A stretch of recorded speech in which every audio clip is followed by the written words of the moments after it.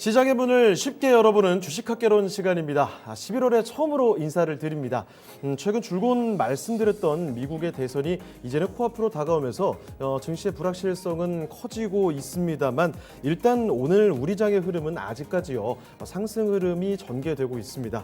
아무래도 지난주에 급락에 따른 반발 매수가 아닌가 싶은데요. 코스피와 코스닥 모두 현재는 1% 이상 상승 중에 있습니다. 자, 그럼 오늘 월요일에 함께하는 분이죠. 토마토 투자클럽 이광무 전문가 모셔보고 오늘의 이야기 들어보도록 하겠습니다. 네, 전문가님 안녕하세요. 네, 안녕하세요. 반갑습니다. 네. 자, 조금 전에 말씀드렸습니다만 이제 미국의 대선도 하루 앞으로 다가왔고 여기에 뭐 코로나19의 재확산세 이렇게 뭐 아직 뭐 위험한 요소들 변수들이 많이 남아 있습니다. 자, 그래서 오늘은 이 해외 쪽에 눈을 돌려서 그쪽으로 이야기를 풀어볼까 하는데요. 어떤 이야기 먼저 들려주실까요? 아마 이제 많은 분들이 관심이 클 수밖에 없는 미 대선. 이전까지는 그동안에 있었던 내용들이 불확실성이었는데 예. 미 대선이 지나고 나면은 이제 앞으로 향방에 어떤 방향이 나올 것인지에 대한 궁금증, 그리고 이제 과연 미 대선이 끝나게 되면 네. 증시에 대한 방향성을 어떻게 예측하는지 이 부분들을 좀 이야기를 드려보고자 합니다.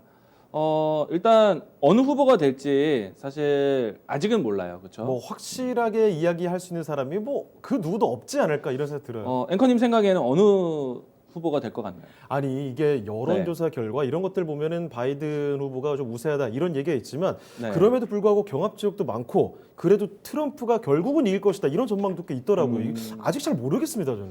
네, 일단은 경합 지역에서 트럼프가 우세하다는 뉴스가 바로 어제 나왔고요. 네. 그리고 일단 대부분의 이 여론 뉴스에서는 바이든 후보가 점쳐진다라고 이야기가 나오고 있어요.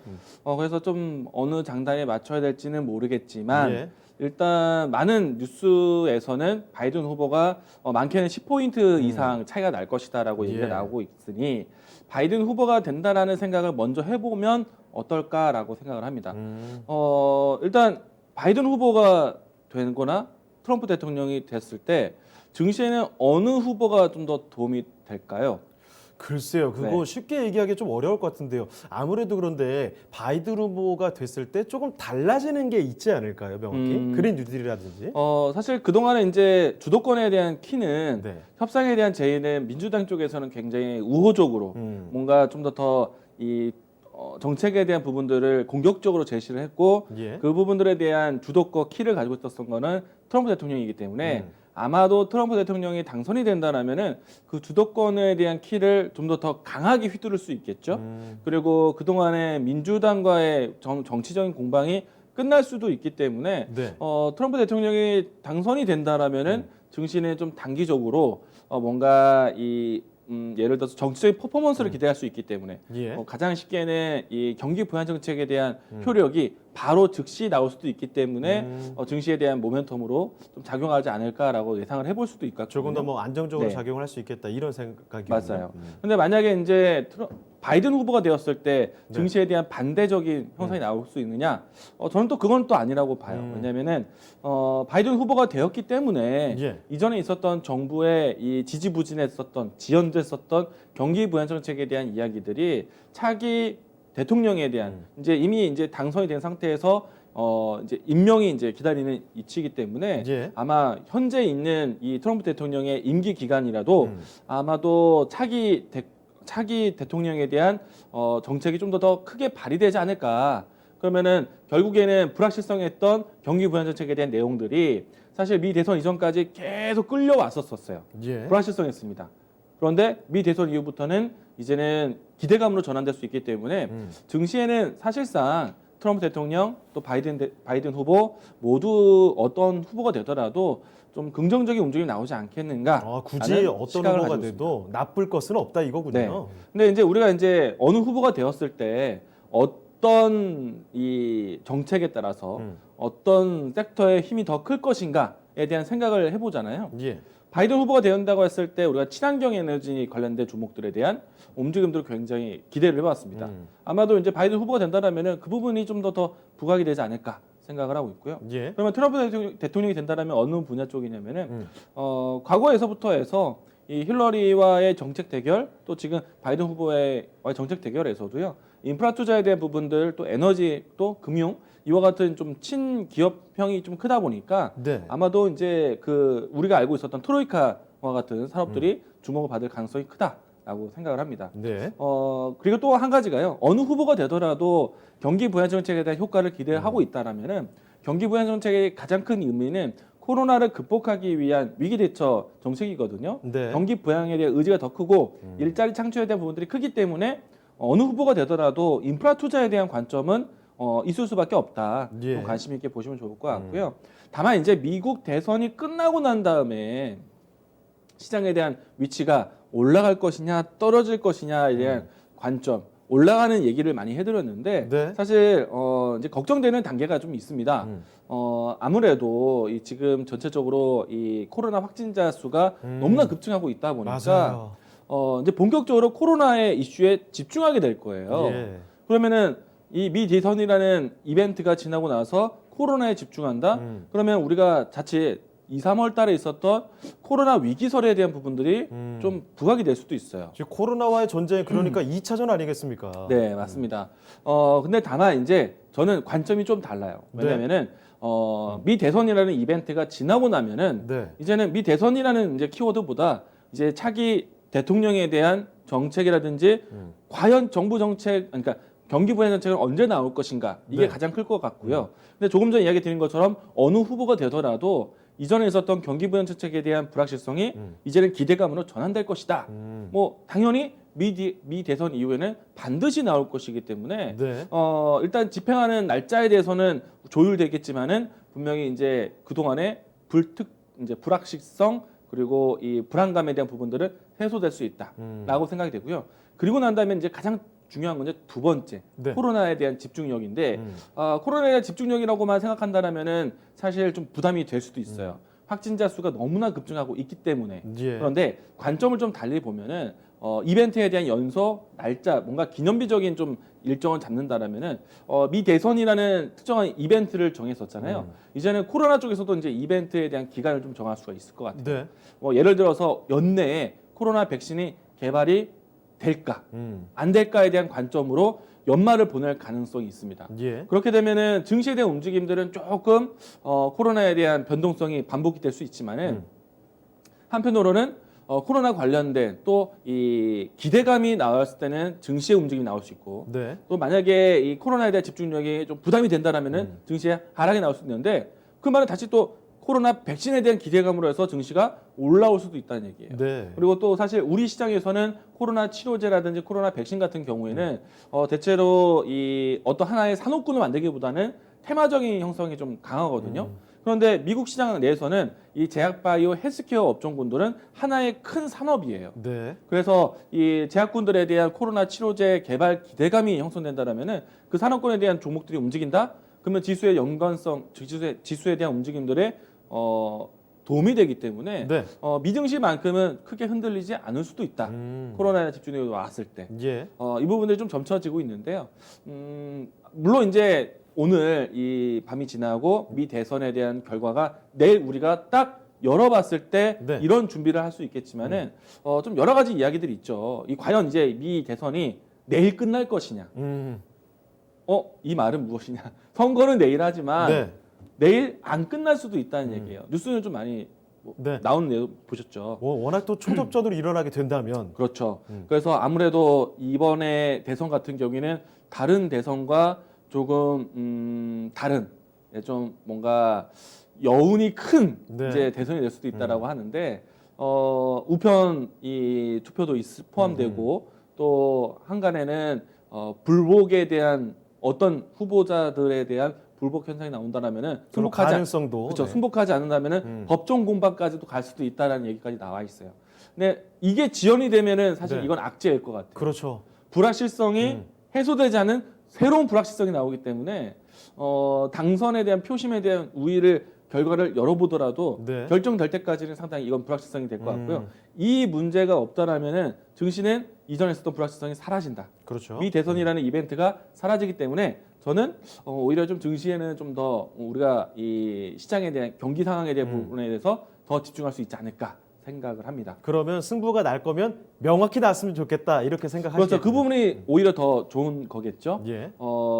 그렇기 때문에 이번에 미 대선 저는 그런 이제 승복에 대한 문제가 좀 나온다라면은 시장이 좀 어렵게 볼 것 같고요. 근데 그게 아니라면 저는 시장을 좀 긍정적으로 볼 수 있을 것 같습니다. 예. 근데 이제 하나씩 이제 이 승복한다는 얘기를 해서 내용을 좀 보도록 하겠는데 네. 코로나에 대한 이 확진자가 너무나 큽니다. 맞아요. 네, 이 부분들이 이제 과연 2월 달과 3월 달에 이 코로나에 대한 경계처럼 지금도 그렇게 일어날 것인가를 보셔야 되는데 우선은 이제 이 화면 보도록 하죠.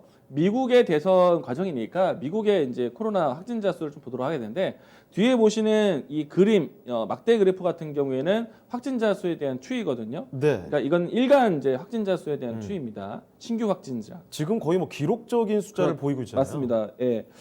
매일매일 이 신규 확진자 숫자가 경신이 되어 있고 누적된 인구가 정말 늘어나고 있거든요. 네. 그런데 이제 여기에 대비해서 이 과연 이제 경기에 미치는 영향은 얼마나 할 것인가 이 내용들인데 예. 이건 이제 이 선 그래프를 보시게 되면은 주간 경기 지수이거든요. 근데 2, 3월 달을 보시게 되면은 우리가 코로나라는 팬데믹을 처음 경험하면서 네. 학습하는 기간이 필요했다라고 봐요. 그래서 이때 당시에는 워낙에 이 확진세에 대한 부분들이 글로벌 전역으로 확산이 되면서 네. 미국 내에서도 상당히 경계령이 내렸었거든요. 이때 락다운이 좀 일어나기도 했었고요. 그렇죠. 실질적인 지역에 봉쇄령이 있었는데 이때는 경기에 대한 부분들이 단시간 안에 크게 위축이 됐습니다. 그렇습니다. 처음 맞이하는 사태를 놓고서 정말 지금 네. 큰 폭으로 경기 지수가 이렇게 내려갔습니다. 공포 맞습니다. 그 자체였죠. 근데 이번에는 지금 이제 확진세가 이제 제 네. 2차 확진세가 커지고 있고 전 세계적으로 정말 심각한 상태인데 예. 누적된 확진자도 늘어나고 있고 신규 확진자는 매일매일 더 늘어나고 있기 때문에 그러면 이제 경기에 얼마만큼 미칠 것인가 사실은 이 부분들은 이제는 조금씩 코로나 백신에 대한 기대감을 형성할 만큼 네. 코로나를 공부해 가고 있는 때예요. 적응해 가고 있는 때이기도 합니다. 물론 이제 사회적 이동에 대한 제한이라든지 여러 가지 활동의 제한은 분명히 있겠지만은 경기 자체만을 봤을 때는 네. 점진적으로 회복세를 만들어 가고 있다는 얘기예요. 신규 확진자 수가 이렇게 더 늘어남에도 불구하고죠. 맞습니다. 그게 포인트예요. 늘어나고 있지만 경기에 대한 방향성은 회복으로 가고 있다. 이제 예전만큼 뭐 막연한 공포라고 할 수는 없겠군요. 그렇죠.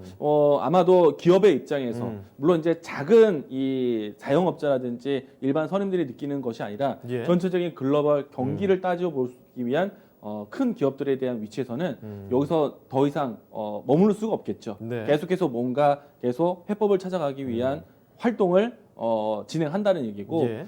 아마도 이제 코로나 방역에 대한 내용들도 좀 이제 숙지가 좀 됐겠죠. 자 일단은 정리를 해보면은 네. 코로나 19가 확산인데도 불구하고 점진적인 경제 정상화에 대해서는 이어지고 있다. 네. 그러면은 이전에 있었던 코로나에 다시 한번 이제 미 대선 이후에 코로나라는 것에 집중이 될 수 있는 시기가 온다 하더라도 네. 2, 3월 달에 있었던 그와 같은 이제 큰 팬데믹에 대한 현상 물론 이제 사회적으로는 크지만 네. 경제적으로는 계속해서 회복에 대한 시그널을 가져갈 수도 있다라고 할 수 있을 것 같고요. 그리고 이제 미국에서는 3, 4월 달에 이 락다운을 조치를 했습니다. 네. 봉쇄령을 일어났었어요. 근데 그 이후부터 해서 확진세는 정말 커지고 있고 뭔가 이 방역에 대한 리스크가 생기고 있지만은 네. 계속해서 정상화를 위한 기조가 유지되고 있기 때문에 이 부분들은 좀 달라지진 않을 것이다라고 생각되고요. 그리고 또 한 가지가 일정 부분 정부 정책에 대한 지원이 꾸준하게 있었기 때문에 네. 지금 4차까지 있었고 이제 5차를 대비하고 있는 거잖아요. 네. 이제 그동안에 이제 이 분명히 일자리에 대한 문제, 고용 충격이라든지 실업률이 굉장히 급증하는 모습들이 있었는데 네. 그 부분들을 채워주는 보충해주는 정부 정책이 있었다. 뭐 예를 들어서 재난지원금이라든지 네. 추가 실업 수당이라든지 그리고 급여를 보호해주는 프로그램을 가동시키면서 여러 가지 일반적인 서민들을 입장에서 봤을 때 이 소비에 대한 여력이라든지 아니면은 가계 경제의 보충이 일부는 되었다는 얘기예요. 거의 뭐 유럽 수준의 지원들이 나갔었죠. 네, 맞습니다. 일단은 주급으로 지급되는 미국에 대해서는 예. 이 부분들이 계속 보충이 되면서 유지를 했는데 이 내용들이 계속 지켜질 것이다, 지켜져 왔는데 예. 지켜질 것이다라고 생각하는 가장 큰 근거는 경기 부양 정책 5차 경기 부양청이 나온다라는 거예요. 네. 그렇기 때문에 이 내용들이 유지될 것이다. 왜냐하면 1차, 2차, 3차, 4차까지 되면서 이게 만들어졌기 때문에 5차도 진행된다라면은 이 내용이 달라지지는 않을 것이다. 그래서 경기 회복에 대한 시그널이 나온다라면은, 그러니까 점진적인 경제 정상화를 간다라면은 네. 시장의 충격은 2, 3월 달 같은 충격은 나오지는 않을 것이다. 이렇게 우리가 예상해 보면 좋을 것 같고요. 예. 다만 이제 문제는 하나 있습니다. 이게 전 세계적인 팬데믹이기 때문에 글로벌에서 미 대선과 미 경제만 볼 수는 없어요. 네. 이제 유럽의 상황을 보셔야 되는데, 유럽도 심각하죠, 정말. 네, 맞습니다. 뭐 일단 우리나라도 사실은 이 상반기 때 경제 충격은 분명히 있었지만은 예. 최근에 2분기, 3분기, 또 4분기를 예측했을 때 경제 성장 회복 속도는 추이는 회복이 되고 있는 상태이거든요. 네. 근데 이제 유럽도 마찬가지였어요. 근데 이 지금 다시 한번 확진세가 늘어나고 있는 유럽의 경우에는 미국과는 좀 다르다. 네. 그리고 내용을 좀 보시게 어떻게 되면 다를까요? 지금 주요 국가라고 할 수 있는 독일과 프랑스, 예. 또 영국 같은 경우에도 이번 주말 동안에 봉쇄령이 진행이 되었습니다. 네. 영국을 필두로 해서. 그리고 특히나 이제 독일과 프랑스 같은 경우에는 그 확진자 수가 이 각도가 네. 굉장히 크게 진행되고 있거든요. 그 이전에 네. 그 가장 확진자가 많이 늘어났을 때와 비슷한 정도도 아니고 훨씬 네. 늘어났어요. 특히 프랑스는 굉장한 차이를 보이고 있는데요. 이거는 절대적으로 누적이 아니라 예. 신규 확진자. 그러니까요. 그러니까 누적으로 본다면 정말 뭐 줄어들 수가 없죠. 계속 네. 쌓여 있는 거니까. 신규 확진자 수에 대한 기울기가 굉장히 가파르다는 얘기예요. 그래서 이 현상이 굉장히 심각한 단계에 있는 상태에 있고요. 예. 독일과 프랑스 또 영국 같은 기업들의 이와 같은 이 코로나 공포가 있다라면은 경기 활동에 굉장히 리스크가 될 것이고, 네. 유럽이라는 거는 하나 각각의 나라를 따져보기보다는 유로존을 보기 때문에 주요 이 유럽의 강대국들 같은 경우에 이 확진세가 커진다라면은 유럽 전반적인 리스크가 커질 수 있다는 것이고, 그렇죠. 그리고 이 독일, 프랑스, 영국의 순서에 벗어나서 가장 이제 뭐 이탈리아라든지 다른 네. 이제 빈민 국가들 같은 경우에서도 사실 이분대가 크다라는 것. 근데 사실은 전체적으로 하나하나의 나라가 아니라 네. 유로존을 봤을 때 이 리스크를 어떻게 회복을 할 것인가, 이게 중요한 문제거든요. 예. 근데 이제 유로존 위치에서도 이제 봉쇄령에 대한 이제 계획을 가지고 있는데 다음 하나 보도록 하죠. 네. 이거는 일단 이제 정부에서 주도적으로 나온 또 주요 언론에 대한 내용들을 정리해 놓은 것을 발췌를 해왔는데, 네. 독일과 또 프랑스, 이탈리아, 스페인, 또 영국까지 또 이제 주요 다른 이 북유럽 지역까지 대체적으로 이와 같이 락다운, 그러니까 봉쇄령이 좀 진행이 네. 됐어요. 그러면은 유로존에 대한 내부적인 문제가 커지게 되면은 사실은 유로존 안에서도 좀 선두에 있는 국가들 다치게 된다라면은 후에 있는 국가들은 더욱더 경기 회복을 하기가 힘들다는 얘기예요. 그렇죠. 그래서 이제 이 부분들을 해결하기 위해서는 사실 ECB에서 다시 한번 통화 정책을 풀겠다라고 예고가 된 것처럼 유럽에서는 반드시 또 경기 부양 정책이 따라올 수밖에 없을 것 같고, 이 코로나에 대한 문제가 해소가 굉장히 시급하다는 거. 예. 근데 아까 미국과 유럽은 좀 다르다라고 했던 이유가요. 네. 다음 자료 하나 보도록 하겠습니다.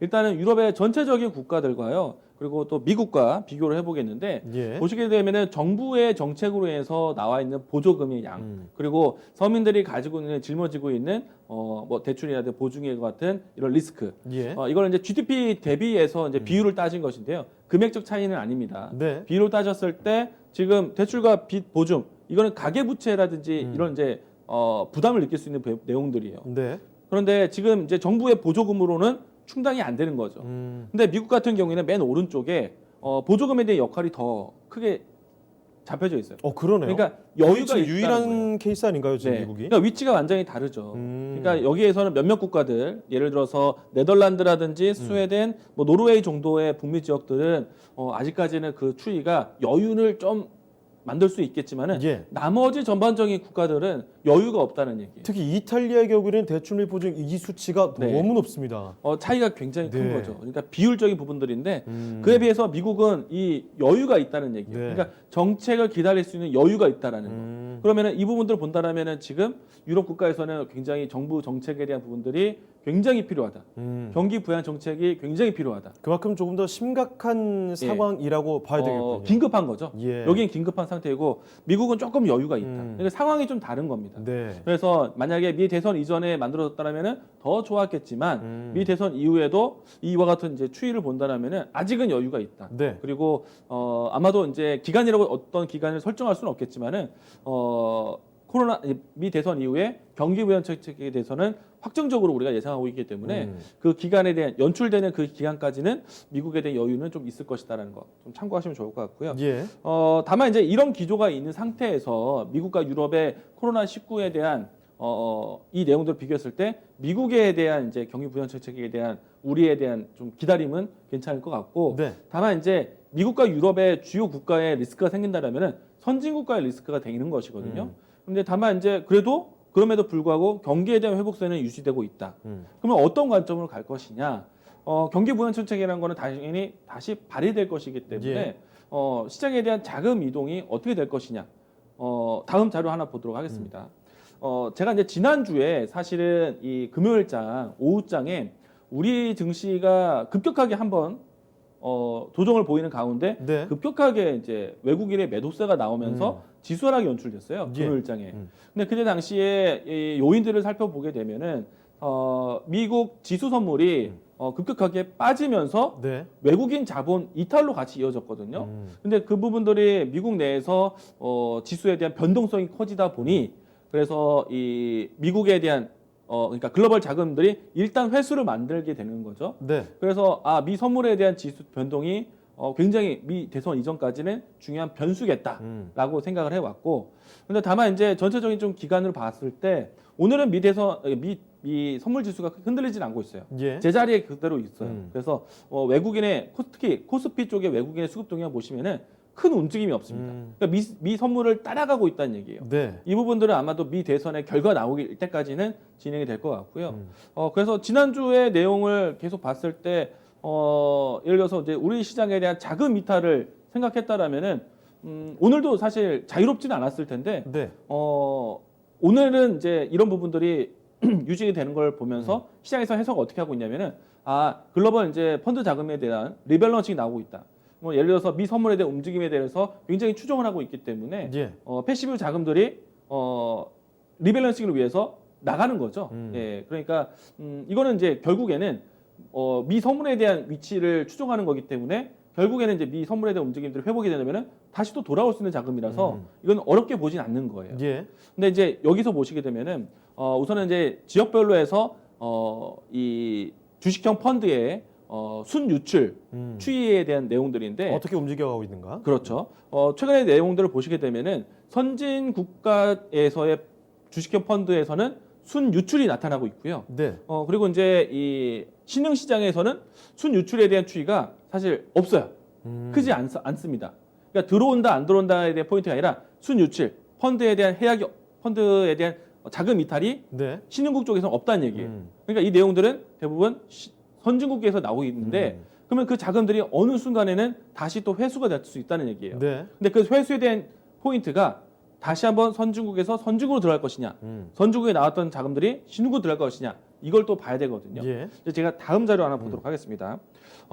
이번 자료를 보시게 되면요. 네.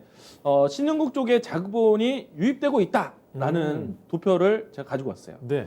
보시게 되면은 우리가 2018년도, 19년도 비교하면서 이제 온 것인데, 네. 2020년도 돼서 상반기 때 어떻게 보면은 이제 이 올해 때부터 해서 지금 현재까지 분기별로 나온 건데, 이 유럽이라든지 신흥국에서의 자금인 순유출이 되고 있는 반면에 네. 다른 이제 신흥국에 대한 자금 유입은 꾸준히 유지되고 있어요. 그럼 이번은 신흥국에 대한 자본 유입 가능성이 계속해서 커지고 있는데 보시게 되면은 올해 상반기와 하반기에 대한 내용 봤을 때 중국을 기점으로 해서 네. 자금이 크게 늘어났습니다. 그러면 신흥국 내에서도 중국에 대한 위치가 커진다라면은 아시아 시장에 대한 긍정적인 시각이거든요. 제가 또 다음 자료 보도록 하겠습니다. 예. 근데 이 부분들은 이제 GDP 대비해서 보는 거라고 얘기를 드리겠고요. 뭐 금액에 대한 차이는 아닙니다. 네. 아시아 주식 자금의 유입이 좀 지금 커지고 있다. 내용을 보시게 되면은 8월 달 그리고 9월 달, 10월 달 말까지의 추이인데요. 네. 여기서 아시아 주식은 일본을 제외한 일본은 신흥국이라고 보지는 않기 때문에 네. 선진국이기 때문에 선진 지수에 포함되어 있기 때문에 일본은 제외한 겁니다. 예. 아시아 쪽의 자금 유입이 그래도 커지고 있다는 거죠. 그렇기 때문에 앞에서 있었던 자금에 대한 선택이 만약에 경기 부양 정책이 나왔을 때 물론 이제 미 지수 내에서도 자금에 대한 유입이 왜냐면은 분명히 경기 부양 정책이라는 거는 증시의 자금 유입에 대한 부분들이 연결되어 있었기 때문에 예. 긍정적으로 보겠지만 주식 펀드부터 해서 앞에서 봤던 것처럼 자금에 대한 이용들이 신흥국 쪽에 대한 자금 이동이 분명히 나오고 있다. 그리고 이제 선진 시장에서 그 신흥국 쪽으로 자금이 이동할 것 앞으로 추이도 예상을 하신다 이런 말씀이시죠? 우리가 이제 올해 상반기 동안에 예. 수급에 대한 추이를 정리를 해보면 개인의 매수세가 굉장히 컸다라고 나오고 있어요. 실질적으로 개인들의 직접적인 투자가 굉장히 커졌고 예. 그리고 또 올해 같은 경우에는 기관의 매도세가 굉장히 컸습니다. 개인의 매수세와 기관의 매도세와 비례할 정도로. 근데 사실 기관 쪽에서 매도 나온 것들은 우리가 어떻게 보냐면은 펀드 환매에 대한 물량들. 근데 그 물량들이 펀드가 아니라 개인들이 직접적인 투자로 박혀갔던 물량들이라 볼 수 네. 있을 것 같고 외국인들 입장에서는 지수 전체로 했을 때는 순매수 추이와 순매도 추이가 반복되면서 좀 진행됐지만은 사실 이 올해 시가총액 상위 종목들 그리고 특히나 이제 이 어떤 색깔을 가지고 있는 섹터 같은 경우에는 네. 외국인의 순매수세가 꾸준하게 들어왔었어요. 그래서 그 부분들 생각해 본다라면은 올해 이 아시아 쪽의 자금 유입이 꾸준하게 있었다라는 것. 이것은 코로나 사태 이후의 모습이기 때문에 앞으로 이제 이 미 대선이라는 이벤트가 지나고 코로나에 대한 특별한 일정을 정해 놓는다라면은 네. 자금에 대한 유입은 증시가 올라가는 분위기, 경기 부양책이 나오는 현상, 그랬을 때는 자금에 대한 뒷받침도 나타날 수 있다. 그럼 이제 색깔을 좀 달리해봐야겠죠. 예를 들어서 이제 미국 같은 경우에는 예. 어떤 특정 대선 후보에 따른 색깔에 따라서 산업이 좀 분류가 될 수도 있어요. 네. 제가 예상해 본다라면은 바이든 후보가 된다라면은 예를 들어서 이 신재생 에너지 쪽에 대한 자금 유입이 조금 더 원활할 것 같고 그렇죠. 여러 차례 또 언급을 해주셨던 내용 아니겠습니까? 네. 그리고 이 공통적으로는 인프라에 대한 관련된 종목들이 잘 갈 것인데 네. 트럼프 대통령이 되었을 때는 에너지라든지 아니면 금융주라든지 이런 예. 쪽의 종목들이 자금 유입이 될 것으로 예상을 합니다.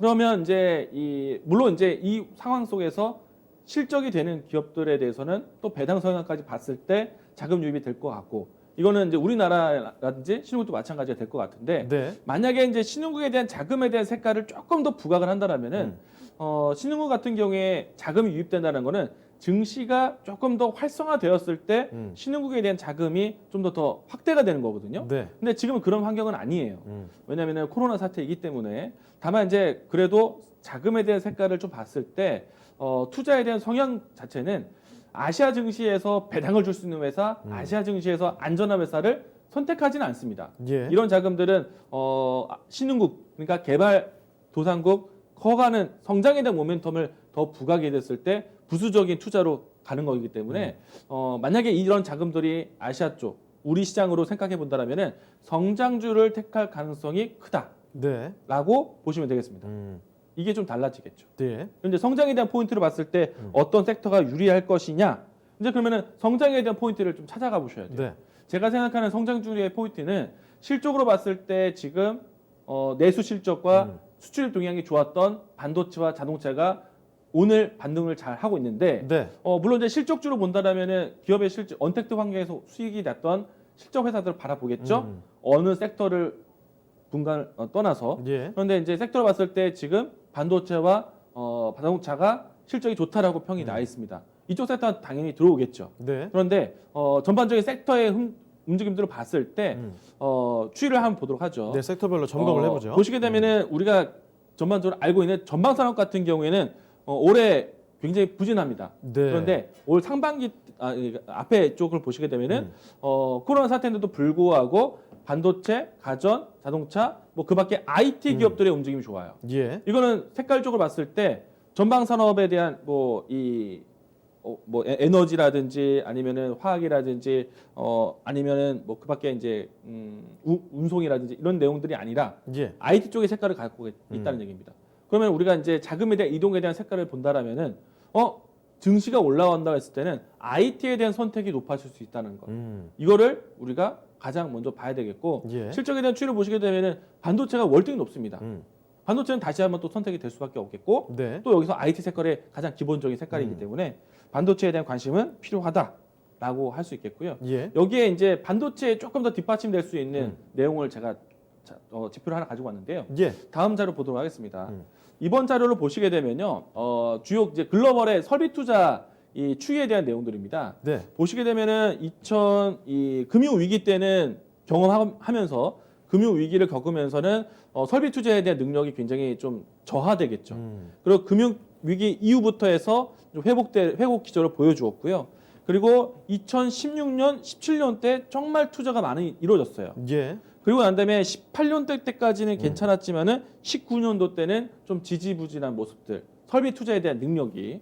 그리고 난 다음에 2019년도 후반기부터 해서 설비 투자 능력이 좀 회복이 되고 있거든요. 네. 이거는 설비 투자라는 거는 기업이 산업에 대한 투자를 하는 거지 않습니까? 그러니까 뭔가 기업이라든지 정부의 투자로 인해서 다시 한번 경기 회복이라든가 아니면 경기 성장을 위해서 투자를 있어야지만 당연히 그 부분들이 따라오겠죠. 네. 근데 보시게 되면은 경기가 어려웠을 때 당연히 투자가 멈출 것이고 또 경기가 회복될 때는 투자를 늘리는구나 네. 라고 볼 수가 있겠어요. 보시면은 딱 지금도 마찬가지죠. 근데 지금 보시게 되면은 19년도 후반대부터 해서 설비를 늘리는 과정이 있었어요. 네. 그런데 2020년도에 코로나를 만났죠. 근데 현재까지는 아직 이 추이가 꺾이진 않았어요. 예. 그러면 기업이라든지 경기 성장을 위해서 설비 투자를 해오고 있는 때다라는 얘기예요. 자, 근데 이게 무엇이 중요하냐면은 설비 투자의 가장 기본적인 요소가 반도체라는 겁니다. 예. 제가 모든 산업의 경기에 가장 민감한 게 반도체다. 그리고 모든 경기의 기본은 반도체부터라고 얘기를 들었는데 보시게 되면은 설비 투자 능력이 굉장히 극대화되었을 때 자본자 수입부터 해서 설비 투자가 가장 높았을 때 예. 16년, 17년, 18년도 때 이 구간을 보시게 되면은 삼성전자가 돈을 가장 많이 벌었을 때예요. 저 때 뭐 주가도 날아갔을 때 아닙니까? 그렇죠. 이때가 가장 돈을 많이 벌었을 때예요. 근데 18년도 때부터 해서 네. 반도체 가격이 내려오기도 했고 설비 투자에 대한 투자가 저하됐을 때 예. 당연히 좀 부진했었겠지만은 19년도 후반대부터 해서 이게 늘어나고 있기 때문에 지금 생각해 보시면 삼성전자의 실적은 어인 서프라이즈예요. 맞아요. 그렇죠. 제가 이제 자료 하나를 가지고 왔습니다. 예. 삼성전자의 최근에 나왔던 이제 실적 발표에 대한 내용인데요. 우선은 이제 연도별로 보도록 하겠습니다. 분기별로 이제 꾸준하게 올라온 것을 보실 수 있겠고 오른쪽에 보시게 되면은 17년, 18년, 19년, 20년 내년에 대한 추이인데 보시게 되면은 17년, 18년도 때까지 움직임이 상승 추세를 유지했고 19년대 앞에서 설비 투자와 함께 조정 나오는 모습도 보여줬고 예. 2020년도 보시게 되면은 작년에 대한 실적을 넘어갔어요. 왜냐하면 추이가 살아나고 있었기 때문에 내년에까지 보신다면은 실적에 대한 전망치가 상당히 좋은데 네. 이 내용을 이제 하단에서 보시게 되면은 이 추이의 가장 밀접한 관계는 반도체 실적에 있었다. 삼성전자는 세 가지 사업이 중요합니다. 첫 번째 반도체, 네. 두 번째 스마트폰, 그렇죠. 그리고 세 번째는 가전제품, 뭐 TV라든지 세탁기. 이 내용들로 가지고 진행되는데 만약에 반도체에 대한 시장 추이가 이렇게 괜찮기 때문에 자금에 대한 유입이 신흥국적 들어온다면은 반도체에 대한 내용들, 이런 내용들이 뒷받침되기 때문에 예. 이 섹터에 대한 설명할 수 있는 내용들은 굉장히 많다. 예, 지금 그런 내용들을 설명하고 있는 겁니다. 예. 예. 자, 이제 하나 더 보도록 하겠는데, 우리가 이제 삼성전자에 대한 실적이 좋아지고 삼성전자에 대한 움직임이 좋아진다라면은 증시에 대한 방어 능력이 굉장히 괜찮다라는 얘기예요. 네. 근데 이제 지금까지는 반도체에 대한 얘기를 건네드렸어요. 근데 내년과 내후년에 반도체를 기대하는 거는 차세대 D램이 또 나옵니다. 그렇죠. 그렇기 때문에 이 반도체에 대한 먹거리가 새롭게 형성되고 있기 때문에 가장 점유율이 높은 삼성전자, SK하이닉스 역할이 굉장히 높아지거든요. 그럼 반도체는 괜찮을 거예요. 예. 자, 여기서 삼성전자라는 거 앞에서 얘기 드린 것처럼 반도체, 스마트폰, 그리고 가전제품. 그렇죠. 여기에서 플러스 알파 5G가 있습니다. 5G는 새롭게 이제 5G 구축하는 것이기 때문에 예. 이번에 국내뿐만 아니라 버라이즌부터 해서 NTT, DDI, 그리고 이제 뭐 주요 아시아의 통신사의 이제 연결고리를 지금 계약 확정을 이제 준비하고 있는데 네. 그렇게 되면 5G에 대한 플러스 알파 수익이 나올 것이고요. 근데 여기서 이제 중요한 건 스마트폰이거든요. 보시게 되면은 스마트폰의 전체 시장의 점유율입니다. 네. 2016년부터 해서 이제 현재 그 내년에 대한 예상치인데 예. 여기서 이제 중요한 건 뭐였냐면은 삼성전자와 애플의 시장 점유율은 월등히 높죠. 그렇죠. 근데 여기서 이제 화웨이를 보는 겁니다. 보시게 되면은 16년부터 해서 화웨이가 이제 세 번째 네. 좀 이제 막대 그래프를 보시게 되면은 가운데 이제 검은 구간이 화웨이에 대한 구간인데 16년, 17년, 18년도, 19년도 때까지 계속 비중 늘려갔어요. 예, 화웨이에 대한 비중이 시장 점유율이 높아진 거죠. 네. 근데 여기에 가장 큰 비중은 중국 자국에서의 판매량도 있을 것이고 유럽 가장 클 것이고 그다음에 미국과 유럽에 대한 시장 점유율이거든요. 예. 근데 보시게 되면은 내년에 대한 전망을 보시게 되면은 미국에서의 반도체 제재로 인해서 화웨이에서 스마트폰 생산 자체가 차질이 생깁니다. 그래서 화웨이에 대한 스마트폰 판매량이 굉장히 영향을 받을 거예요. 예. 그것 때문에 2020년도 그리고 2020년도, 21년도 영향력을 보시게 되면은 화웨이가 급격하게 줄어듭니다. 그럼 이 영역을 누가 또 채워가느냐? 이번에는 이제 삼성과 애플이 맨 하단과 두 번째인데 삼성과 애플의 비중이 그 화웨이에 대한 비중을 채울 것이다. 예. 그러면은 애플도 좋고 삼성도 좋은. 삼성은 여기서 플러스 알파 스마트폰에 대한 판매량이 늘어난다. 예. 근데 2021년도에 스마트폰은 대부분 5G. 그러면 지금에 있는 스마트폰보다 좀 더 프리미엄 그리고 고사양 그 안에 들어가는 칩셋에 대한 부분들이 더 늘어나게 될 거예요. 네. 스마트폰이 잘 풀리게 된다면 또 반도체가 좋습니다.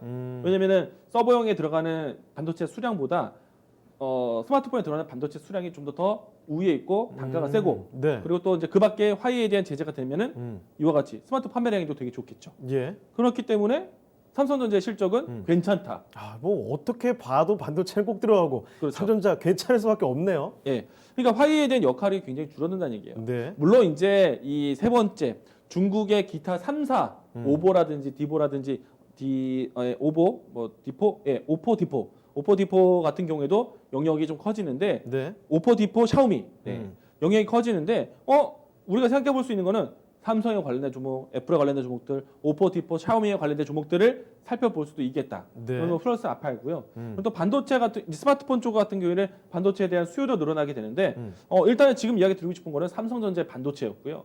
여기에 이제 영역이 굉장히 커지는 오포 디포 그리고 샤오미 같은 경우에 SK 하이닉스가 또 굉장히 점유율이 높아요. 그러면은 우리나라 반도체 그러면은 우리나라의 신흥국의 외국인들의 자금 이동이 나온다. 그럼 이쪽에 택할 수밖에 없다는 얘기예요. 네. 이 부분들을 오늘 전체적으로 시장을 좀 읽어드렸습니다.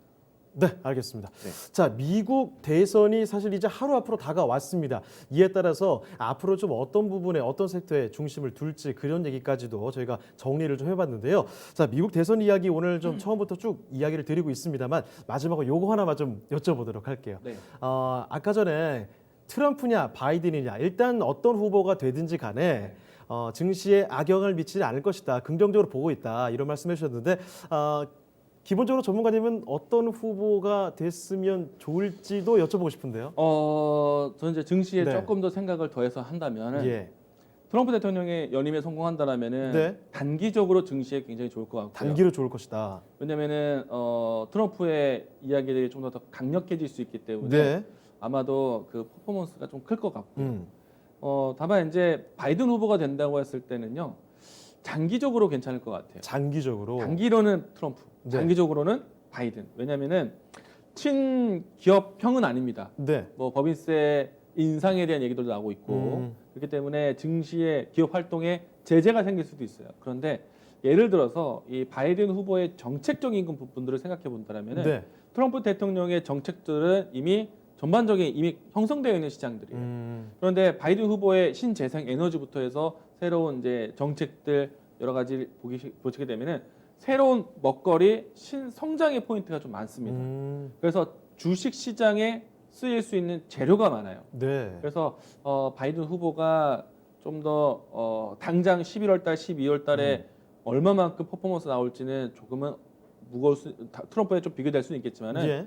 장기적으로 봤을 때는 재료로 쓸 수 있는 내용들이 더 많지 않을까 네. 이렇게 예상을 해봅니다. 알겠습니다. 자, 이건부 전문가의 의견 좀 들어봤습니다. 단기로 봤을 때는 트럼프 후보가 되는 것이, 그리고 조금 더 길게 봤을 때는 더 바이든 후보가 당선이 되는 것이 유리하지 않을까, 이런 영향까지 분석을 또 해주셨습니다.